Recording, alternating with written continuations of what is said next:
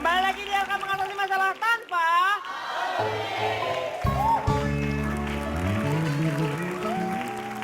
ini kita harus menyiasati bagaimana caranya selain kita harus juga waspada supaya terhindar dari yang namanya kejahatan-kejahatan di bulan Ramadan. Nah, yang jadi permasalahannya juga kita harus menganjurkan kepada setiap manusia untuk mencari rezekinya yang halal supaya nanti dia mendapatkan yang namanya berkahnya di bulan Ramadan ini. Sekarang kita tipsnya, Cak Lontong.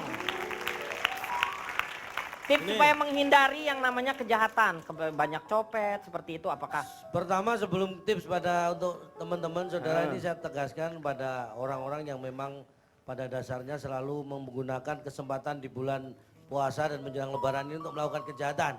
Ingat, jangan hindari dan buang jauh pikiran untuk melakukan kejahatan.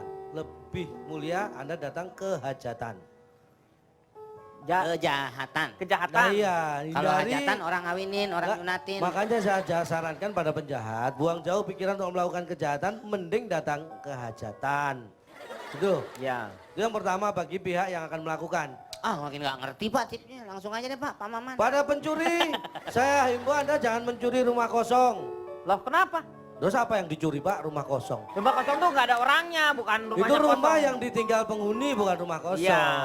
Berikutnya kalau memang Anda harus bepergian, pastikan yang ketika Anda mau berangkat, pastikan waktu berangkat itu yang Anda tinggalkan adalah rumah Anda. Oh, rumah kita sendiri ya? Kenapa? Kalau Anda meninggal waktu bepergian yang Anda tinggalkan rumah orang lain, Nah, berarti Anda melakukan kesalahan fatal semalam tidur di rumah orang lain. Ya. Itu bukan kejahatan orang lain, Anda sendiri mungkin melakukan kejahatan. Jadi pastikan kalau Anda pergi yang Anda tinggal adalah rumah Anda sendiri. Ya, benar. Terus satu lagi, pastikan keran air sudah mati, Ya. listrik dimatikan. Jadi bunuh ya, keran air bunuh. Jadi pastikan dia mati.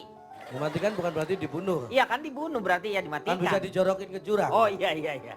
Bapak ini sadis banget.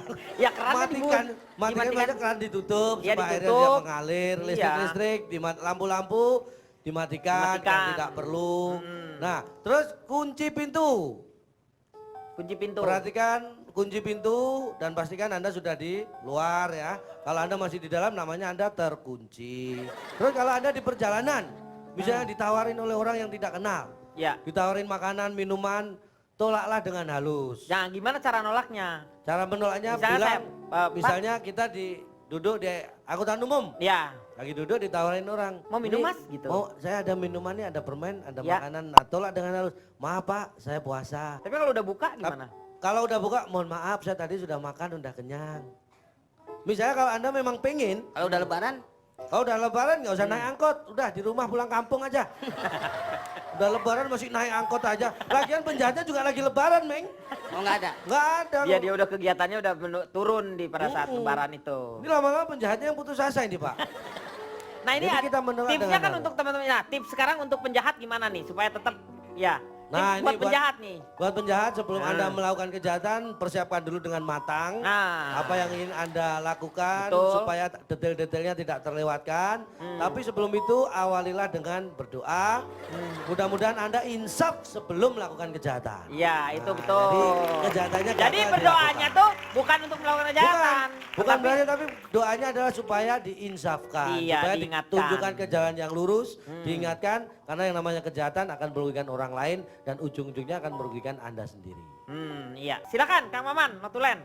Jelang dan selama Ramadan, modus kejahatan yang kerap muncul menurut data kepolisian antara lain pencurian kendaraan bermotor, pencurian rumah yang kosong ditinggal penghuni, hipnotis dan penjamretan yang karenanya aparat kerap mengingatkan jangan menggunakan perhiasan dan bawa uang dalam jumlah besar saat berada di keramaian pasar misalnya. Juga makin tingginya peredaran uang palsu. Pertanyaan yang kemudian muncul, dalam hadis diriwayatkan apabila Ramadan tiba, pintu-pintu rahmat, pintu-pintu surga dibuka, pintu jahanam, pintu neraka ditutup, dan setan dibelenggu. Setan dibelenggu tapi mengapa kriminalitas masih terjadi? Ada yang tadi menyentil, setan dibelenggu saja masih berbuat jahat, bagaimana kalau tidak? Ini dikarenakan setan dibelenggu, namun hawa nafsu tetap dipicu dan dipacu. Ada yang semata menahan lapar dan dahaga, tapi nafsu tak juga dibelenggu. Bahkan nafsu belanja semakin melangit. Yang dalam bahasa Cak Lontong dan Ronald tadi, Terbukti di bulan Ramadan perputaran uang malah makin meningkat, yang berpotensi memicu naiknya kualitas dan kuantitas kejahatan.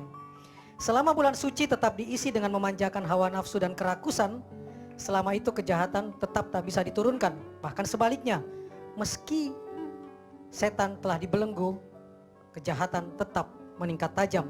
Kesimpulannya, Ramadan adalah bulan penuh ampunan, penuh rahmat, dan bulan di mana dosa-dosa dihapuskan. Sambut dengan segenap syukur, isi dengan ibadah, dan sebanyak mungkin kebajikan. Bukan diisi dengan setumpuk jajanan dan segudang belanjaan. Daripada jadi gila belanja, lebih mulia, lebih peduli pada sesama. Daripada sibuk perbaharui pakaian dan perhiasan yang bisa memicu keirian.